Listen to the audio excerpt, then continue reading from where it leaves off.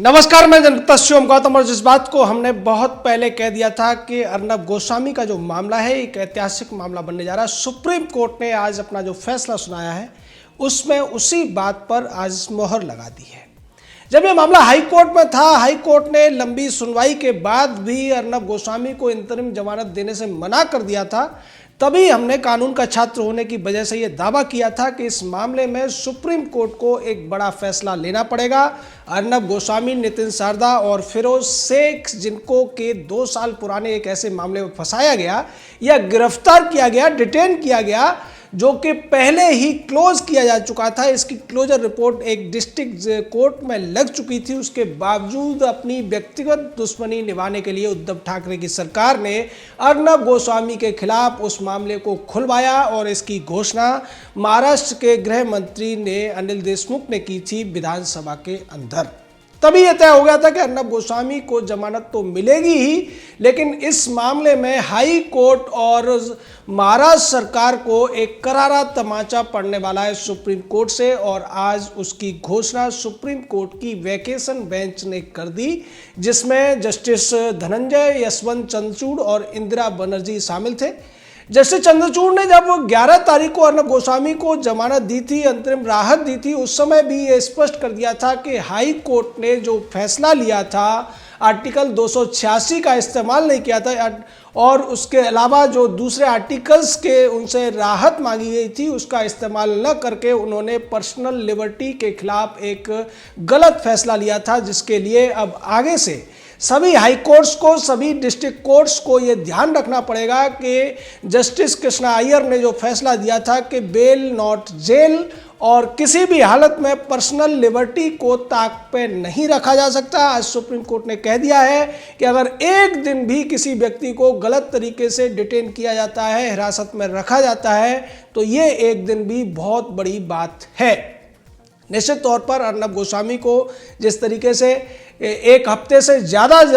Detain किया गया, jail में रखा गया, उनको 24 तारीख को गिरफ्तार करने के बाद 11 तारीख को उन्हें छोड़ा गया, वो भी सुप्रीम कोर्ट के आदेश के बाद, ये पूरी तरीके से राज्य सरकार के व्यक्तिगत दुश्मनी का एक उदाहरण था, जिसको आज कोर्ट ने, सुप्रीम कोर्ट ने रेखांकित भी किया है और ये कहा है कि किसी भी हालत में जो आपराधिक कानून है यानी कि क्रिमिनल लॉ है, उसका इस्तेमाल किसी व्यक्ति विशेष को टारगेट करने के लिए नहीं किया जा सकता है। राज्य सरकार भी चाहे तब भी, और अगर ऐसा होता है तो संविधान के अनुसार हाई कोर्ट और डिस्ट्रिक्ट कोर्ट किसी भी व्यक्ति की स्वतंत्रता के रक्षक के तौर पर काम करते हैं और हाई कोर्ट को जो पावर संविधान ने दी है उससे वो इनकार नहीं कर सकता, उसका त्याग नहीं कर सकता, उसका इस्तेमाल हाई कोर्ट को करना ही पड़ेगा। और हम नहीं चाहते कि हाई कोर्ट ऐसा इस्तेमाल न करे और हर हालत में व्यक्ति को सुप्रीम कोर्ट तक आना पड़े। उसके साथ साथ उन्होंने ये भी कहा कि जिस तरीके से जस्टिस कृष्णा अय्यर ने कहा था कि इस देश में गरीब लोगों की संख्या ज़्यादा है और हर व्यक्ति हिरासत में जाने के बाद हाई कोर्ट और सुप्रीम कोर्ट नहीं जा सकता है, इसलिए जिन मामलों में जमानत दी जा सकती है उन मामलों में जमानत दी जानी चाहिए और ये कोर्ट का कर्तव्य बनता है, चाहे वो डिस्ट्रिक्ट कोर्ट हो या फिर हाई कोर्ट हो। इस तरीके से आज का जो फैसला है ये निश्चित तौर पर व्यक्तिगत स्वतंत्रता के मामलों में अब आगे के लिए एक नज़ीर बनेगा, एक सेट लॉ बनेगा और उसके आधार पर कोई भी व्यक्ति जिसको नाहक ही पुलिस द्वारा या राज्य सरकार द्वारा, स्थानीय नेताओं द्वारा या दबंगों के द्वारा प्रताड़ित किया जा रहा है और उसको अनैतिक हिरासत में रखने की कोशिश की जा रही है, वो कोर्ट में जाकर इस फैसले का हवाला दे सकता है और उसके हवाले से उसको जमानत मिल सकती है। क्योंकि इस पूरे मामले में बार बार एक बात दोहराई गई है कि basic rule of our criminal system is bail not jail, जो कि कहा था जस्टिस कृष्णा अय्यर ने। कृष्णा अय्यर एक माने हुए न्यायाधीश रह चुके हैं, उनकी तमाम ऐसे केसेस में उन्होंने लैंडमार्क डिसीजंस लिए और ये जो डिसीजन उन्होंने लिया था ये state of Rajasthan versus Balchand के मामले में लिया था और ये भी इसी तरीके का मामला था। इस पूरे मामले में जिस तरीके से एडवोकेट हरीश साल्वे ने एक बड़ी भूमिका निभाई, जो भारत के सॉलिसिटर जनरल रह चुके हैं और उन्होंने इस केस में अर्नब गोस्वामी से एक पैसा नहीं लिया, इसकी खुलासा भी अर्नब गोस्वामी ने किया था और ये कहा था कि मैं हमेशा ही जस्ट जो हरीश साल्वे हैं उन्होंने मेरे लिए जो किया है या देश के नागरिकों के लिए जो व्यक्तिगत स्वतंत्रता के मामले में किया है उसका मैं आभारी रहूँगा, कर्जदार रहूँगा। उन्होंने एक भी पैसा न मुझसे न मेरी कंपनी से लिया है, लेकिन इस केस को जिस मजबूती के साथ उन्होंने रखा है, कपिल सिब्बल हो या दूसरे जो वकील खड़े किए थे महाराष्ट्र सरकार ने, उन सभी को इस मामले में हार का मुंह देखना पड़ा। चाहे अनिल देसाई हो या दूसरे जो वकील थे जिन्होंने हाई कोर्ट में और सुप्रीम कोर्ट में अनावश्यक रूप से इस मामले को लंबा खींचने की कोशिश की थी। जैसा कि राज्य सरकार की साजिश थी, वो चाहते थे कि दिवाली अर्नब गोस्वामी की काली हो जाए, अर्नब गोस्वामी को दिवाली जेल में काटनी पड़े। और दूसरी तरफ अर्नब गोस्वामी की तरफ से यह दावा भी किया गया था, उनकी पत्नी की तरफ से एक याचिका लगाई गई थी सुप्रीम कोर्ट में कि जिस तलोजा जेल में अर्नब गोस्वामी को ट्रांसफर किया जा रहा है वहां पर दाऊद गैंग के कई कुख्यात हत्यारे और बदमाश बंद हैं, और महाराष्ट्र सरकार की यह साजिश है कि अर्नब गोस्वामी को वहां उनके द्वारा मरवा दिया जाए, बाद में इसको आत्महत्या घोषित कर दिया जाए।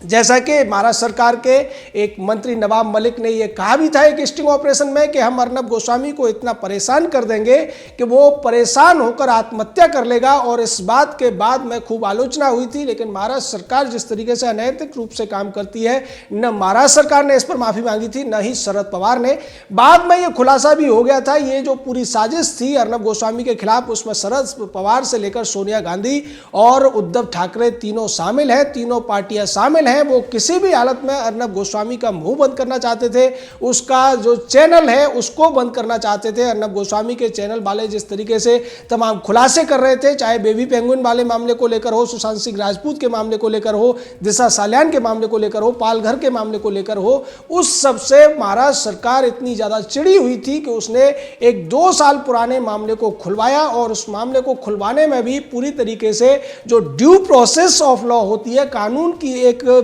प्रक्रिया होती है, उसका पालन नहीं किया गया। और गृह मंत्री के आदेश से पुलिस की मर्जी से उस मामले को खोल दिया गया, जबकि इस पूरे मामले में कोर्ट से परमिशन लेने की जरूरत बनती थी, जिसको कि बार बार उठाया गया। अर्नब गोस्वामी की तरफ से जो वकील थे या फिरोज शेख की तरफ से जो वकील थे या फिर नितिन शारदा की तरफ से जो वकील दलीलें दे रहे थे, उन्होंने इसी बात पर जोर दिया कि जब एक मामले को दोबारा से खुलवाया जाता है तो ये कोर्ट की मर्जी से होना चाहिए, न कि प्रशासन की मर्जी से, न कि पुलिस की मर्जी से, न कि राज्य सरकार की मर्जी से। लेकिन अब चूंकि इस पूरे मामले में ऐतिहासिक फैसला आ चुका है, आने वाले दिनों में अगर कोई भी राज्य सरकार, स्थानीय नेता या स्थानीय दबंग व्यक्ति किसी निर्दोष को फंसाने की कोशिश करे तो वो इस मामले का हवाला देकर स्थानीय कोर्ट से या हाई कोर्ट से, अगर उसमें इतनी सी सामर्थ्य है, इतने संसाधन है, या फिर सुप्रीम कोर्ट जा सकता है। और इसमें जस्टिस डी.वाई. चंद्रचूड़ ने एक बड़ी बात कही है, उन्होंने ये कहा है कि हर व्यक्ति हाई कोर्ट या सुप्रीम कोर्ट नहीं जा सकता है। इसलिए आने वाले दिनों में जो लोकल कोर्ट्स हैं, खासकर जो जिला न्यायालय हैं, उनको इस बात का ध्यान रखना पड़ेगा कि अगर मामले में बेल मिल सकती है तो व्यक्ति को जेल में नहीं डाला जाना चाहिए। ये उन लोगों की भी जीत है जो कि इस पूरे मामले से जुड़े रहे, ये उन लोगों की भी जीत है जिनके मामले इसी तरीके के हैं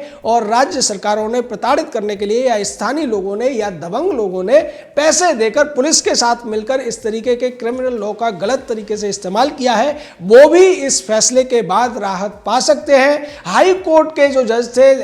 शिंदे और उसके अलावा एम.एस. कार्निक, उनके लिए ये आंख खोलने वाला फैसला है। हमने तभी कहा था और उसके बाद कुछ लोगों ने हमसे ये सवाल उठाया था कि आप इतनी बेबाकी के साथ हाई कोर्ट के फैसले को गलत बता रहे हैं, हाई कोर्ट के फैसले पर सवाल उठा रहे हैं, तो क्या आपके खिलाफ कंटेम्प्ट ऑफ कोर्ट नहीं हो सकता है? हमने स्पष्ट कर दिया था कि कोई भी नागरिक तथ्यों के आधार पर किसी भी फैसले की आलोचना या उसकी समीक्षा कर सकता है। ये कहीं से भी कंटेम्प्ट ऑफ कोर्ट नहीं होता। ये जो जजेज होते हैं ये हमारी आपकी तरह भारत के नागरिक होते हैं, कुर्सी पर बैठे हैं तब तक जज हैं, उसके अलावा ये नागरिक हैं, इनके फैसलों की भी समीक्षा हो सकती है। और तभी हमने ये समीक्षा करके बता दिया था कि निश्चित तौर पर जो भी फैसला जस्टिस शिंदे और जस्टिस एम.एस. कार्निक ने दिया है वो कानून की दृष्टि से गलत है, कानून का सही तरीके से उन्होंने इस्तेमाल नहीं किया। इसी बात पर धनंजय यशवंत चंद्रचूड़ और इंदिरा बनर्जी की बेंच ने आज बड़ी मुहर लगा दी है, स्पष्ट कर दिया है कि बॉम्बे हाई कोर्ट ने जो फैसला लिया था,